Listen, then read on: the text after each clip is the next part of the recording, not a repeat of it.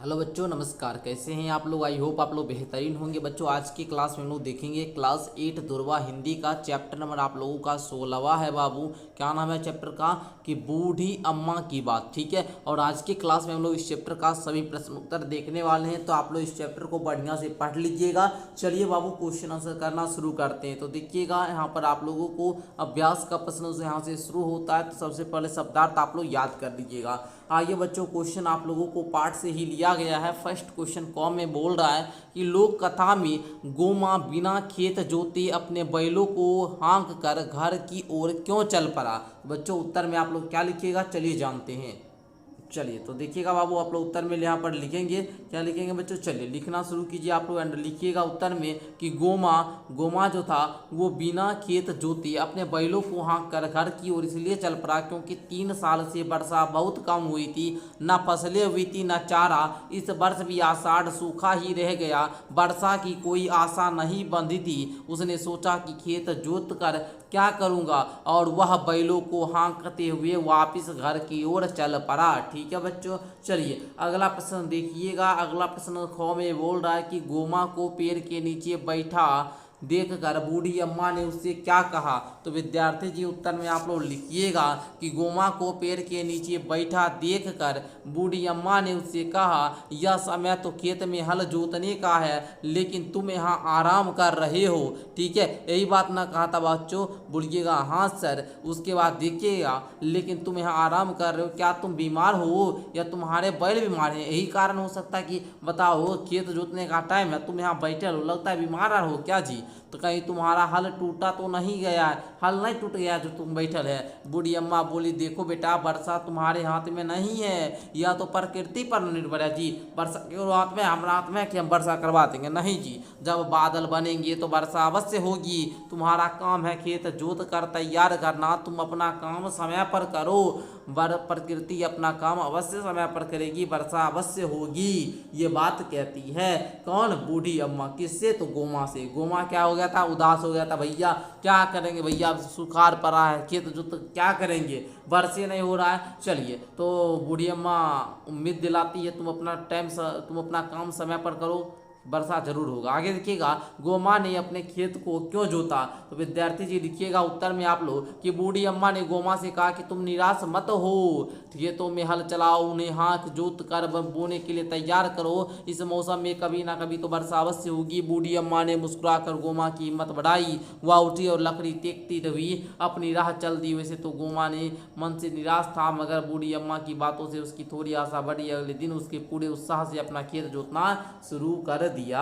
I hope कि समझ में आया हुआ होगा। चलिए बच्चों, अगला प्रश्न देखते हैं। अगला प्रश्न है आप लोगों का, क्या होता अगर? क्या होता अगर? तो बच्चा, जब गोमा खेतों को तैयार ना करता, गोमा को बूढ़ी अम्मा नहीं मिलती, बूढ़ी अम्मा की बात पर गोमा ध्यान नहीं देता, और इस साल ही वर्षा ना होता। तो चलिए चारों प्रश्न को जानते हैं। पहला प्रश्न है आप लोगों को, मान लीजिए कि अगर गोमा जो होता वो खेतों को तैयार नहीं करता, तो गोमा अगर खेतों को तैयार ना करता तो 3 साल हुई बारिश बेकार जाती और उसके खेत बिना फसल के ही रह जाते। ठीक है। अगला है आप लोगों को, गोमा को बूढ़ी अम्मा नहीं मिलती। तो बोलिएगा, अगर गोमा को बूढ़ी अम्मा नहीं मिलती तो कौन उसकी हिम्मत बढ़ाता और वह खेत को नहीं जोतता?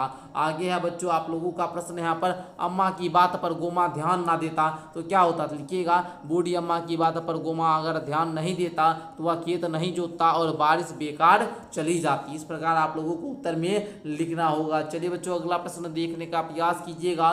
घ में बोल रहा है कि इस साल भी वर्षा ना होती तो क्या होता? तो विद्यार्थी जी उत्तर लिखिएगा, इस साल भी वर्षा नहीं होती तो गोमा पूरी तरह टूट जाता, उसके जानवर भी बिना चारे के मर जाते। ठीक है, तो लिख लीजिएगा ना। आई होप कि समझ में आया हुआ होगा। ये तीसरा प्रश्न है आप लोगों को, वर्षा कैसे हो? कौन में बूढ़ी अम्मा ने वर्षा ना होने का क्या कारण बताया था? क्या दूसरा है, क्या तुम बूढ़ी अम्मा की बात से सहमत हो? अपने उत्तर का कारण भी आप लोगों को बताना बच्चों। चलिए, हम लोग तो यहाँ पर जान ही रहे। चलिए जी, चलिए देखिएगा आप लोग, कहाँ है क्वेश्चन?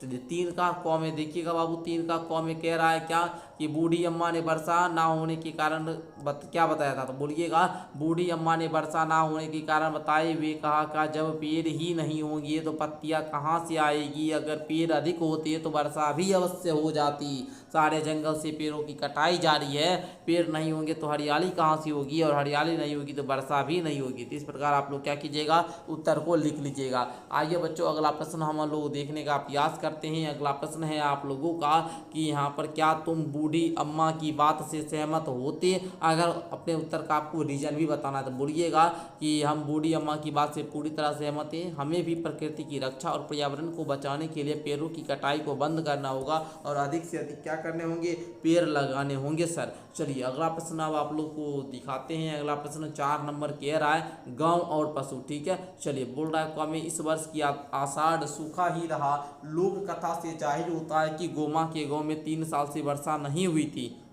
वर्षा ना होने के कारण उनके गांव में बैलों, खेतों और पेड़ों पर क्या बदलाव आए होंगे, इसको बताना है। तो बच्चों आप लोग क्या लिखिएगा कि वर्षा ना होने के कारण सारी धरती सूख कर चटक गई, उसमें दायरे पड़ गए और पशु भी कमजोर हो गए, ठीक है। लिख लीजिएगा ना। ख नंबर क्वेश्चन देखिएगा बच्चों, ख नंबर क्वेश्चन है कि सवेरे सवेरे अपने पशुओं की ये आवाज़ सुनने के लिए उसकी कान तरस गए थे, गोमा ने बहुत समय बाद अपने पशुओं की भी आवाज़ सुनी थी, क्यों, बोलेगा सवेरे सवेरे जब बारिश का मौसम बना तो गाय रंभा रही थी, बकरियां मिमिया रही थी, सवेरे सवेरे अपने पशुओं की ये आवाज़ें सुनने के लिए उसकी कान तरस गए थे, ठीक है, जिसकी गोमा की, ठीक है। जब वर्षा होता तो फिर गाय रंभा रही थी, ठीक है। चलिए अगला प्रश्न देखने की बात करते हैं प्यारे बच्चों। अगला प्रश्न देखते हैं सोचने की बात का, है ना। सोचने के बाद में क्वेश्चन आप लोगों का कह रहा है कि बूढ़ी अम्मा ने कहा वर्षा अवश्य होगी, कौन है तुम्हारे विचार से बूढ़ी अम्मा ने गोमा से यह बात क्यों कही। तो बच्चा आप लोग क्या बोलोगे, तो उत्तर में पहले आप लोग लिखोगे बच्चों कि बूढ़ी अम्मा ने यह बात गोमा के उत्साह को बढ़ाने के लिए कही, ठीक है। अगला प्रश्न है आप लोगों को क्या उन्हें मालूम था कि इस साल वर्षा होगी, या उन्होंने अपने अनुभव के अंदाज पे बताया था, ठीक है। बोलिएगा बिल्कुल, बूढ़ी अम्मा ने अपने अनुभव के आधार पर अंदाजा लगाया था और उनका अंदाजा जो था वो सही ही निकला। तो बच्चों इस प्रकार आप लोग उत्तर को लिख लेंगे ना, बोलिए हाँ सर लिख लेंगे। आगे बढ़िए, गौ नंबर क्वेश्चन को देखिएगा। गौ में प्रश्न आप लोगों का कह रहा है कि वर्षा और पेड़ों के संबंध के बारे में सोचो, 5 बच्चों के समूह बनाकर इसके बारे में आपको बातचीत करो, फिर सबको अपने समूह के बारे में बताओ, विचार करना, ठीक है। तो लिखिएगा आप लोगों को ये क्या करना है, स्वयं से बच्चे को करना है, ठीक है। चलिए अगला प्रश्न 6 में आप लोग देखिएगा बाबू, कैसा था गोमा, सही शब्द पे आपको गोला लगाना है, ठीक है। गोमा कैसा था, तो बच्चों आप लोग जानते होंगे, है ना। यहाँ पर देख लीजिए कैसा था गोमा, कमचोर था, आलसी था, मेहनती था, भोला भाला, मूर्ख, समझदार, गरीब, अमीर, कमजोर, लगन का, पक्का, है ना। ये सब आपको बताना, अपने सब उत्तर का आपको कारण भी नीचे बताना है। चलिए बच्चों हम लोग यहाँ पर क्या करते हैं, जानते हैं उत्तर में क्या लिखेंगे। तो लिखिएगा आप लोग उत्तर में कि मेरे विचार से गोमा जो था ये भोला भाला व्यक्ति था, क्योंकि रास्ते में दूसरे लोगों की बात सुनकर उसने भी खेत ना जोतने का निर्णय कर लिया, फिर जब बूढ़ी अम्मा ने समझाया तो वह मान गया और दूसरे दिन खेत जोतने चला गया। खेत जोतने को उसे अच्छा परिणाम भी मिला, बरसात हुई और उसे अत्यंत खुशी हुई। तो प्यारे बच्चों इस प्रकार आप लोग क्या कीजिएगा, उत्तर को लिख लीजिएगा। आई होप कि आपको समझ में आया हुआ होगा। चलिए बच्चों अगला प्रश्न देखते हैं। अगला प्रश्न क्या कहता है, प्रश्न संख्या 7 पर सारे बच्चे ध्यान देंगे।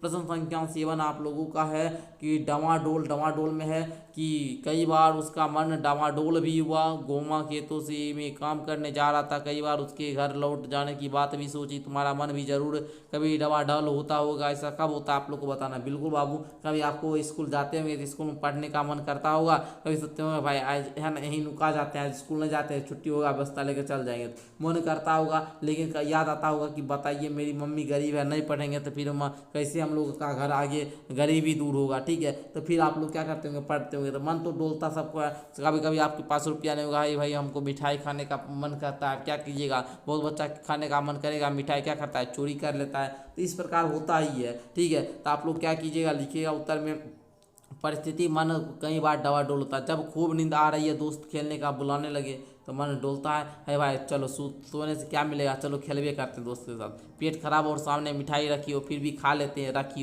होगा, ठीक है। परीक्षा के दिनों में घर में या रिश्तेदारों में कोई उत्सव हो, आप बाजार में हो और जोर की भूख लगी और आपकी जेब में पैसे ना हो तो मन डोलता होगा ना, कुछ ना। चलिए अपने अनुभव के आधार पे स्टूडेंट को स्वयं ही लिखना होगा सर। चलिए अगला प्रश्न देखने का प्रयास कीजिएगा आप लोग, ठीक है। खेती, इस लोक कथा में खेती से संबंधित अनेक शब्द उनकी सूची बनाए, फिर उन्हें वर्णमाला से वर्णमाला के क्रम से लिखो। तो बच्चों चलिए हम लोग यहाँ पर क्या करते हैं बच्चों जानते हैं। लिखिएगा यहाँ पर कटाई, कठोर, किसान, खेती, गाय, चारा, जमीन, जोत कर, पशु, फसलें, बकरियां, बादल, बैल, भेड़, मौसम, वर्षा, हल, हरियाली। लिख लीजिएगा। अरे डन है, बोलो हाँ सर जी। आगे बढ़ेंगे तब विद्यार्थी जी। चलिए देखने का प्रयास कीजिएगा। तुम्हारी लोक कथा या मालवा मध्य प्रदेश की एक लोक कथा है। तुम्हारे प्रांत में भाषा या बोली में कुछ लोक कथाएं होंगी जिसे लोग सुनते होंगे। उनमें से तुम अपनी पसंद की किसी लोक कथाओं को अपने कॉपी में लिखना है। तो विद्यार्थी जी आप लोग स्वयं से कर लीजिएगा। बोलिए। अरे लिख लोगे ना। अरे अपने अनुभव के आधार पर लिखना होगा। ठीक है। आइए 10वां प्रश्न देखने का प्रयास करते हैं। क्वेश्चन है आपका किसका काम कहता है तुम गीत गाने या किस्सा कहानी को सुनने के अलावा फिल्म भी देखते होंगे। अब तुम पता करो कि लोकगीत और लोक कथाओं को कौन कौन लोग बनाते और गाते हैं। दूसरा है क्या लोक कथाओं पर भी नाटक या सिनेमा बने हैं। कुछ के नाम आपको पता करना है। तो बच्चा बोलो लिख लोगे। अरे लिखोगे तो बोली पहले क नंबर का जवाब सुनिए। लिखिएगा लोकगीत और लोक कथाएं कुछ घटनाओं पर आधारित होती है। समाज के लोग इन्हें परंपरागत रूप से जीवंत बनाए रखते हैं। लोक गायक अपनी आवाज़ देकर इन लोकगीतों को आकर्षक बनाए रखते हैं। ये किसका उत्तर बताए क नंबर वाला सर। तो बच्चों हम आप लोगों को जो ये उत्तर बताए ये क नंबर वाला का उत्तर बताइए जो आपका क नंबर था। ठीक है। अब ख नंबर वाला को देखिएगा बाबू। ख नंबर वाला में क्या लिखेंगे। चलिए ख नंबर वाला को सारे बच्चे लिखना शुरू कीजिए। लिखिएगा हाँ इन लोक कथाओं पर भी नाटक या सिनेमा बनाए जा चुके हैं। इसमें नागिन, पहेली, ब्रीना जैसी तमाम फिल्मों के नाम शामिल हैं। लिख लीजिएगा। बोलिए हो जाए तो डन लिखिएगा। चलिए आगे देखिएगा। क्वेश्चन नंबर आप लोग 11। क्वेश्चन नंबर 11 है आप लोगों का अपनी भाषा कह रहा है नीचे लिखे वाक्य को अपने ढंग से सार्थक आपको लिखना है। सार्थक रूप में जिसे तुम जिस तरह भी लिख सकते हो वैसे लिखो आप लोग। ठीक है। कह रहा है क्या उसने बादलों। ठीक है बाबू। क्या कह रहा है कि उसने बादलों को भी भर निहारा। इसको आप लोग किस प्रकार से लिखिएगा बोलिए जल्दी से। अरे बोलिए जी। लिखिएगा बाबू। गोमा ने बादलों को भी जी भर के निहारा। दूसरा वर्षा होने के कोई आसार नजर नहीं आ रहे थे। आशा। ठीक है। आशा। गोमा ने फिर से साहस बटोरा। ठीक है। इस प्रकार से आपको लिखना है। ठीक है।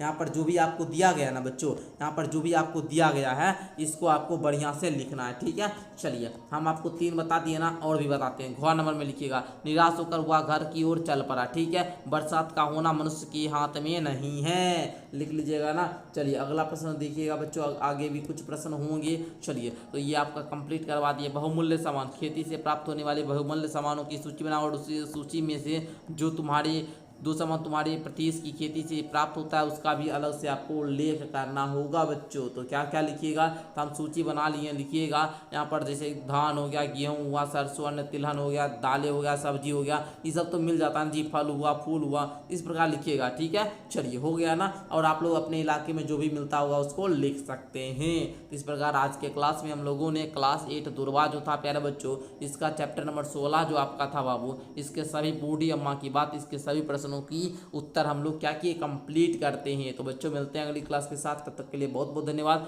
इसी प्रकार आप लोग मेरी डेली क्लास में जुड़ते रहिए। और हाँ नीचे डिस्क्रिप्शन बॉक्स में मेरा न्यू वाला एप्लीकेशन आप लोग क्या कीजिएगा प्यारे बच्चों डाउनलोड कर लीजिएगा। ठीक है। चलिए धन्यवाद।